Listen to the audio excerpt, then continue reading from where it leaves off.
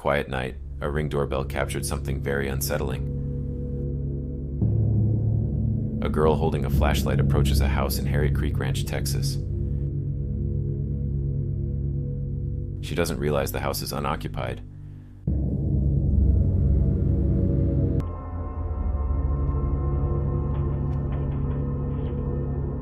Help, please!